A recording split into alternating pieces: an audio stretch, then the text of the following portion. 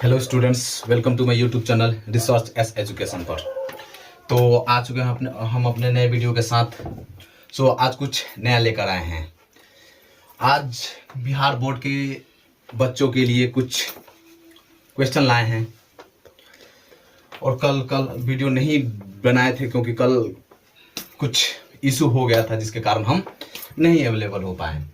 तो आज कुछ क्वेश्चन बिहार बोर्ड के बच्चों के लिए जिनका एग्जाम है 2023 में 2023 में, उनके लिए कुछ क्वेश्चन लाए हैं 10th क्लास के बच्चों के लिए। किस क्लास के बच्चों के लिए? 10th क्लास के लिए बच्चों के लिए। तो चलिए आगे हम लोग चलते हैं। वीडियो में आगे बढ़ने से पहले बता दें कि अगर आप मेरे चैनल पर नए हैं तो मेरे चैनल को सब्सक्राइब करके घंटी को जरूर बजा लें ताकि आने वाले वीडियो का नोटिफिकेशन आप तक जरूर पहुंचे। तो चलिए अगले क्वेश्चन पर चलते हैं हम अपने। पहला क्वेश्चन, बिहार बोर्ड के बच्चे ध्यान से अगला क्वेश्चन 1 नंबर क्वेश्चन कह रहा है हमारा, दाढ़ी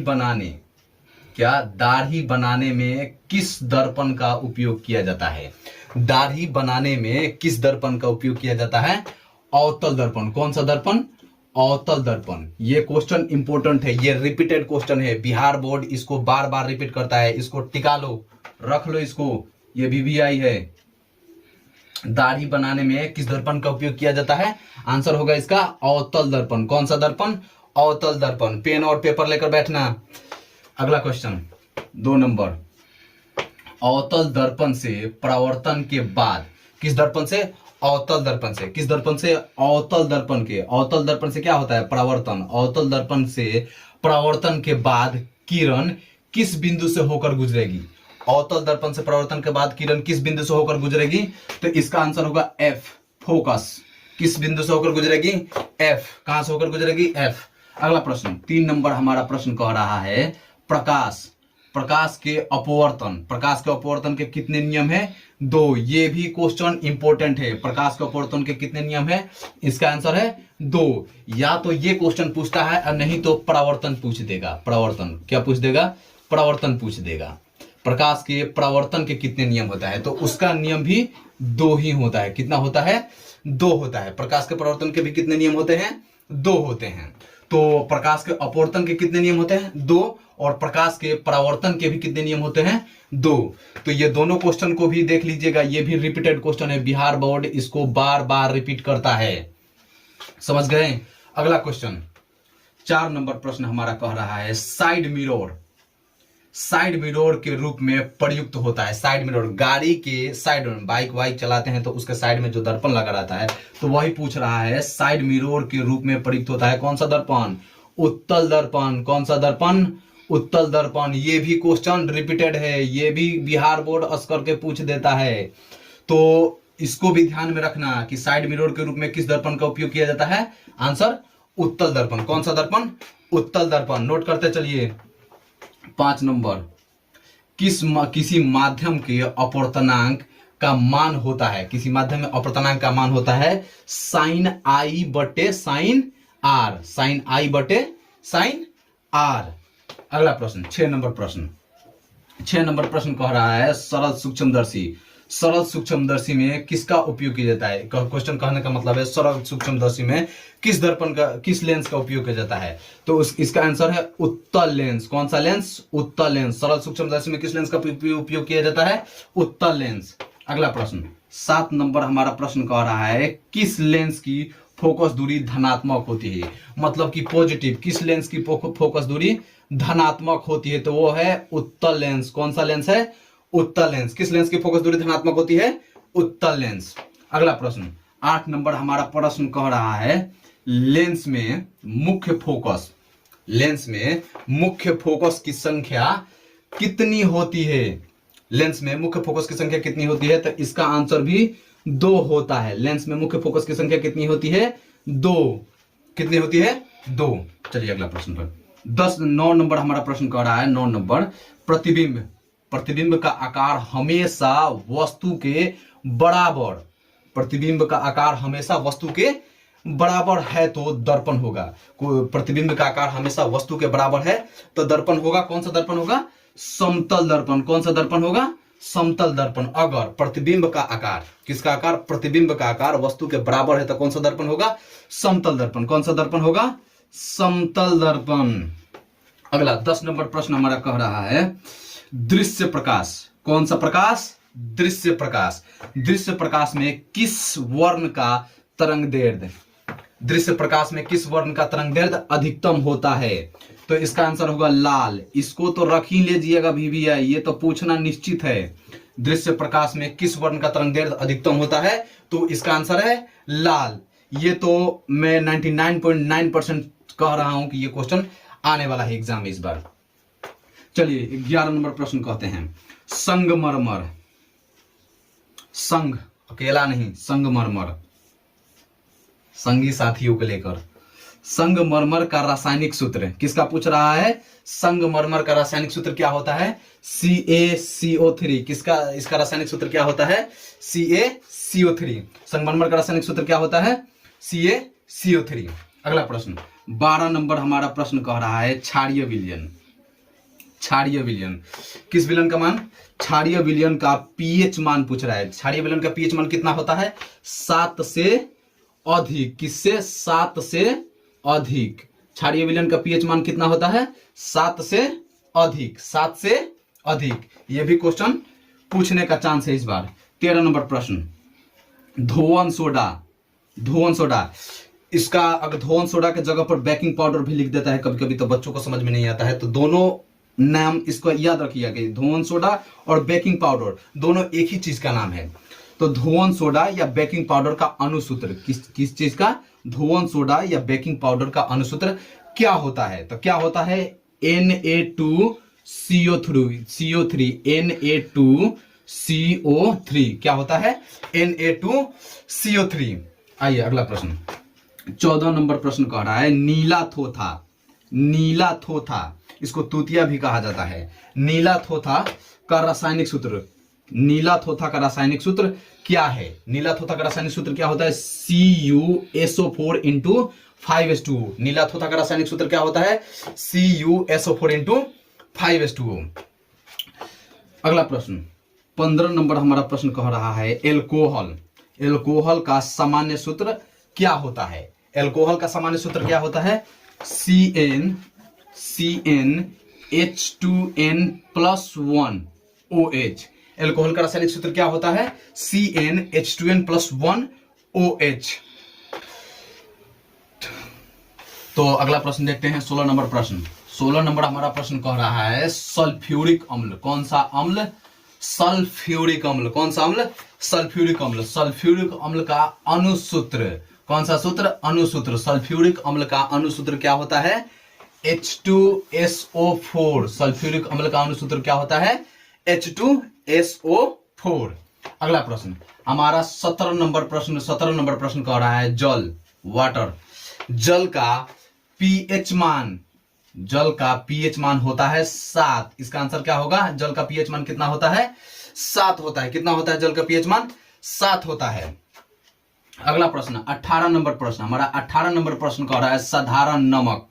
साधारण नमक का रासायनिक सूत्र, साधारण नमक का रासायनिक सूत्र क्या होता है, तो उसका सूत्र होता है NaCl। नमक का रासायनिक सूत्र क्या होता है, NaCl। क्या होता है, NaCl। इसको भी याद रखिएगा क्योंकि ये देखने में आसान लगता है लेकिन ये क्वेश्चन भी रिपीटेड है, तो इसको भी हम VVI बताएंगे। अगला प्रश्न 19 नंबर प्रश्न कह रहा है कौन सा पदार्थ लाल लिटमस, लाल लिटमस पत्र जो होता है, तो कह रहा है क्वेश्चन कौन सा पदार्थ लाल लिटमस को नीला कर देता है। इसका आंसर है क्षार। कौन सा पदार्थ लाल लिटमस को नीला कर देता है, तो वो है, उसका आंसर है क्षार। सबको नोट करते चलिएगा सबको।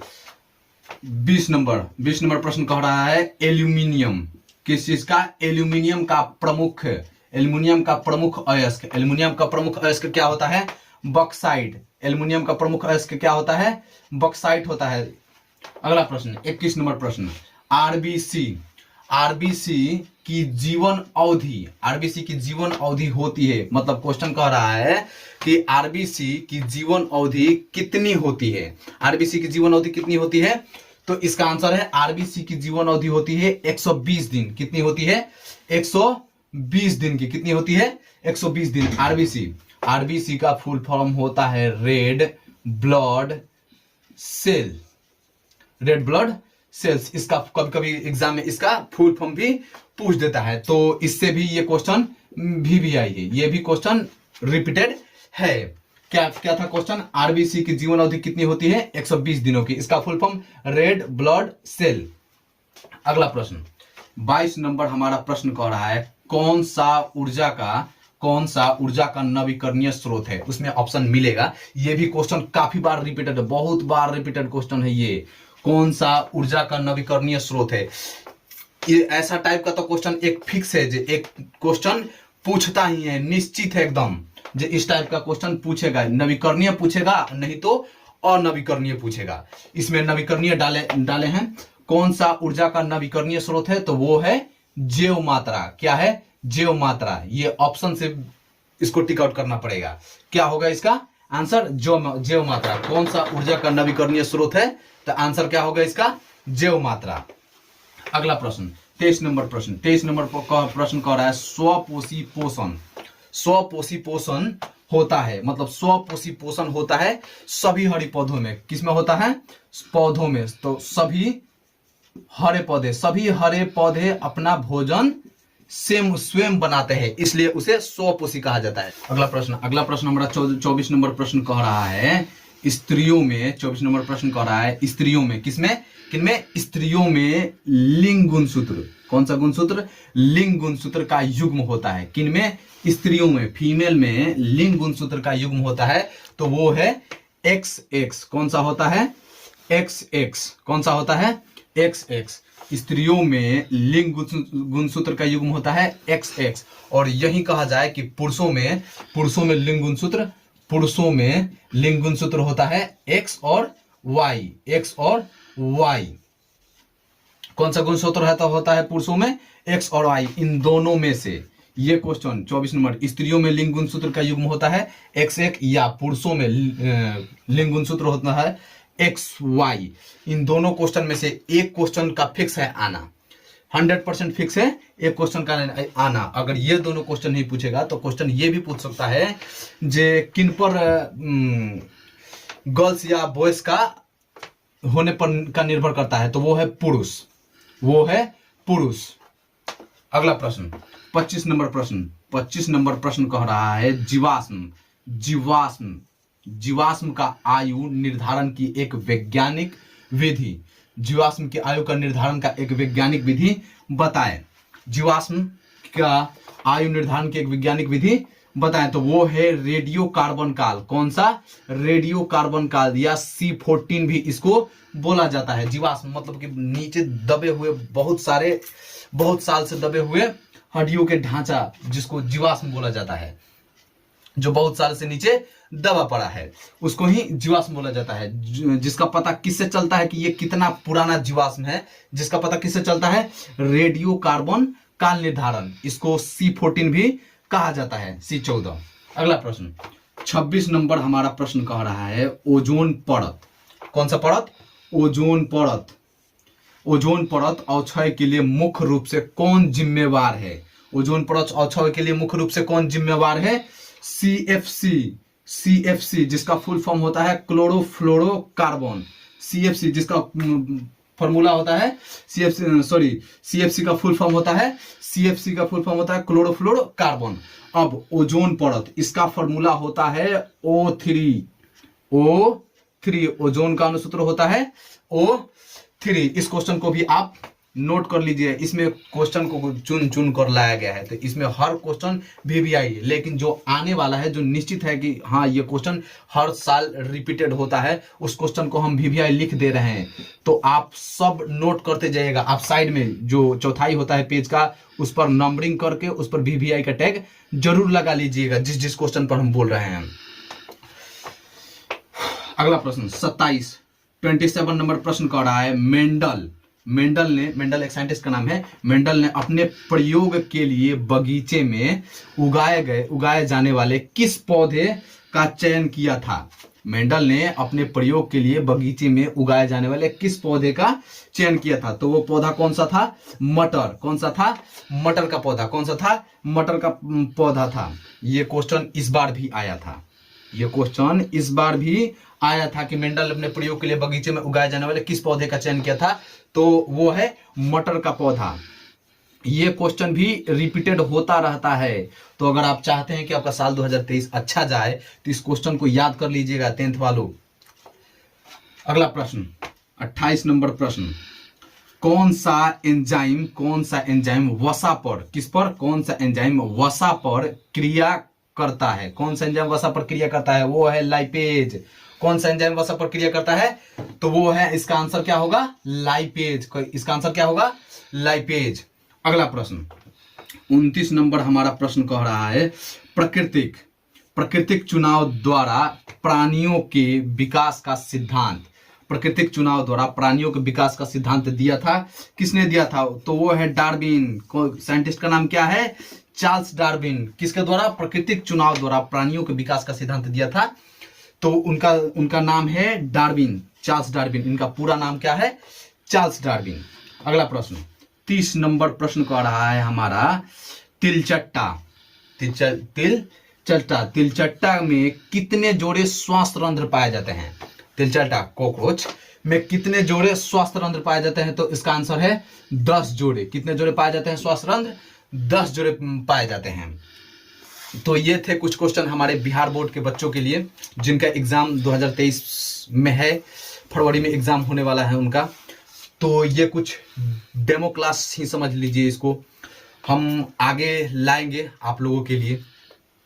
आगे वीडियो आएगी जिसमें बहुत से महत्वपूर्ण क्वेश्चन बिहार बोर्ड के दृष्टि से बहुत ही महत्वपूर्ण क्वेश्चन रहेंगे जो एग्जाम में पक्का फंसेंगे। तो इसी तरह साथ बनाए रखिएगा। तो जाने से पहले बता दें कि चैनल को सब्सक्राइब करके घंटी को जरूर दबा लीजिएगा। जय हिंद।